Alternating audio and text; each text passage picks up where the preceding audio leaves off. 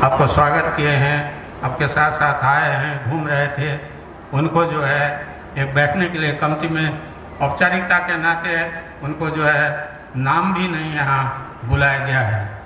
ये क्या है? हम लोग जो है संघर्ष किए लोकतंत्र के लिए, जनता के अधिकार के लिए, लेकिन जहाँ लोकतंत्र में तो जनता के पास सोवरेनिटी होता है, सबसे ऊपर जो है जनता है, और जनता के वोट द्वारा उनका सोवरेनिटी जो है वोट के माध्यम से जो है परिलक्षित होता है, दिखाई पड़ता है। लेकिन अभी लगता ऐसा है कि ये नेपाल जो है लोकतंत्र तो है, गणतंत्र भी तो है, लेकिन अभी भी यहाँ का चाल चलन गोरखाली साम्राज्यवाद के ही तरह है। यहाँ अभी जब मैंने पूछा यहाँ के मेयर से, तो उन्होंने कहा कि ऊपर से ही है इस तरह का व्यवस्था किया गया, तो सबसे ऊपर तो हमारे सामने है, उनसे ऊपर तो कोई नहीं है नेपाल में। और इस संविधान के बमोजिब फिर हमारे जनप्रतिनिधि जो निर्वाचित जनप्रतिनिधि जी हैं उनको समान भी नहीं दिया जा सका। इसमें महोत्तरी के बहुत सारे सांसद जो 3 नंबर के तो हम देखे ही हैं, और सांसद लोग भी यहाँ उपस्थित थे, लेकिन उनके विषय में कुछ नहीं। तो अभी भी ये जंगे शासन यहाँ भी है, मधेश में तो है ही, पूरे देश में भी जो है जानते हैं जंग बहादुर जो है लाठी गोली बंदूक के भर पर जो है सत्ता कब्जा किया था नेपाल में, और वो नायक कहलाता है। इतिहास में सिर्फ जंग बहादुर ही नहीं, जंग बहादुर तो हमारे देश के ही थे, विदेश में भी ऐसे लाठी गोली बंदूक से जो सत्ता हथियाया है उनको जो है इतिहास जो है महान नायक के रूप में देखा है। अब हमारा दुर्भाग्य है कि सौभाग्य है कि हमारे देश में भी वो नायक लोग हैं अभी भी, जो किस तरह से सत्ता सब शुरू से ही हम लोग संविधान का विरोध किए थे, इसलिए कि उसमें संशोधन अब महसूस हो रहा है, लोग कर रहे हैं, सुन रहे हैं, कहा जा रहा है कि ये संविधान की देन है जो राजनीतिक स्थिरता नेपाल में नहीं है। 6 महीना बरस दिन पर जो है यहाँ 2 महीना 3 महीना पर जो है सत्ता में परिवर्तन हुआ, हम लोग उसी समय काफी, लेकिन हमारे साथ व्यवहार क्या हुआ, काठमांडू में जब कोई जुलूस निकलता है तब पानी के फुहारा से उस पर कंट्रोल किया जाता है, लेकिन वहां भी इस बात देखे कि 2 युवक को गोली का सामना करना पड़ा, उनकी मौत हो गई। तो अभी भी यहाँ जो है शासन प्रशासन का आधार वही गोली और बंदूक है। सम्मानीय राष्ट्रपति जी, यही अवस्था रहा तो किसी भी दिन विद्रोह हो सकता है, आंदोलन की तो बात छोड़िए, विद्रोह हो सकता है। इसको चूंकि आप सम्मानित हैं, आप सबसे ऊंचे व्यक्तित्व, हम लोग साथ साथ, आपको पता है कि हम लोग साथ साथ यहाँ जिस शहीद के सम्मान करने यहाँ आए हैं, हम लोग साथ साथ थे। उस समय भी जो है वो आते जाते थे, वो उस तरफ थे। उन्होंने कहा था अंतिम समय जब उनसे मेरी मुलाकात हुई थी केशव कोइराला जी से, तो उन्होंने कहा था कि ठाकुर जी आप भीतरे रहिए, बाहर नहीं आइए। उस समय भी वो पीड़ित थे, क्या पीड़ा था वो समय नहीं था बोलने का, लेकिन बात जिस दिन उनको मारा गया, वो शहीद हुए, मैं जनकपुर में था।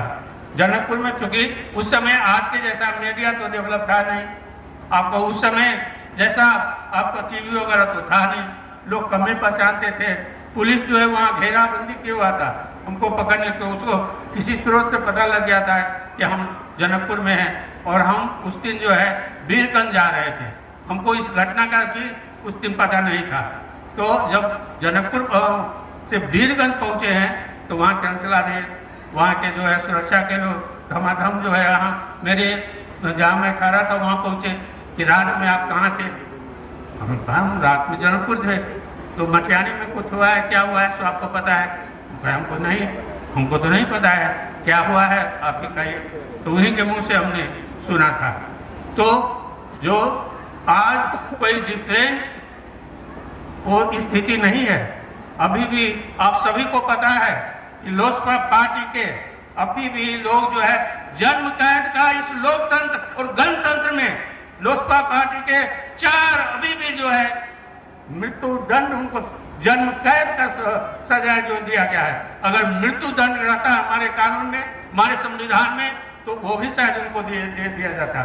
घटना जिस दिन हुआ था तो ये गलत ढंग से जो है उन लोगों पर जो है मुद्दा चला के और फैसला भी हुआ है उनके विरुद्ध में, जो लाठी गोली बंदूक से जो है उनके पक्ष में ही फैसला हुआ सम्मानित अदालत के द्वारा। अदालत का हम लोग सम्मान करते हैं, इसलिए कि उसके आदेश को किसी न किसी तरह मानना पड़ता है, कि किसी को तो मानकर जो है चलना पड़ता ही है इस हिसाब से। लेकिन इसी तरह का क्रियाकलाप अगर होता रहा तो वो सम्मान भी घटेगा। तो चूंकि अभी हालांकि अभी पुनरावेदन का जो है समय है, पुनरावेदन की तरफ वो लोग बढ़ रहे हैं, लेकिन रहने की अवस्था क्या है कि वे लोग जो है लुक छिप कर रहने के लिए बाध्य है, क्योंकि उनको पकड़ते ही जेल में जाना पड़ेगा, ये अवस्था है। तो इस तरह की अवस्था जो है किस तरह से जो है मधेश की आज अवस्था क्या है, चूड़े के बिना से मधेश पर जो है असर पड़ रहा है, कभी अनावृष्टि तो कभी अत्यधिक वृष्टि। उसी तरह से इस बार जो है आपको यहाँ धान का खेती जो है ठीक से नहीं हो पाया है, 70% जो है कम जो है धान ये हुआ है। तो लेकिन किसी तरह का यहाँ जो है राहत का किसी तरह का भी राहत यहाँ सबसे पहले तो मधेश जो है उसको तो वही पुराने ढंग से ही व्यवहार किया जाता है। लोकतंत्र आने पर भी, गणतंत्र होने पर भी, मैंने कहा ना कि वही साम्राज्य। अब बताइए ये भी कोई जवाब है, ऊपर से ही सम्मान वो तो उनका वो है, कहीं भी जो है जनता ने जो उसका सम्मान दिया है माननीय लोगों को, वो सम्मान जो है जब शासक द्वारा ही नहीं होता है तो कैसा लोकतंत्र है ये, कैसा गणतंत्र है ये जो है हमें बोलना पड़ रहा है। हम इस चीज को उठाएंगे, हमारी इच्छा तो बोलने की नहीं थी, लेकिन ये निवेदन के ही स्वरूप में हम जो है आपको जो आपके सामने इस बात को हम रख रहे हैं। अगर हमें ये पता रहता कि यहाँ इसी तरह से जो है उपेक्षा की जाएगी तो हम आपके साथ भी नहीं आते। इससे पहले भी पूर्व राष्ट्रपति का वो हुआ था तो उन्होंने अपने से बुला के उनको जो है यहाँ लाए थे और हम उनके साथ जो है घूमे थे यहाँ। लेकिन आप जिनके साथ हम लोग संघर्ष किए हैं, जिनके साथ हम लोग जो है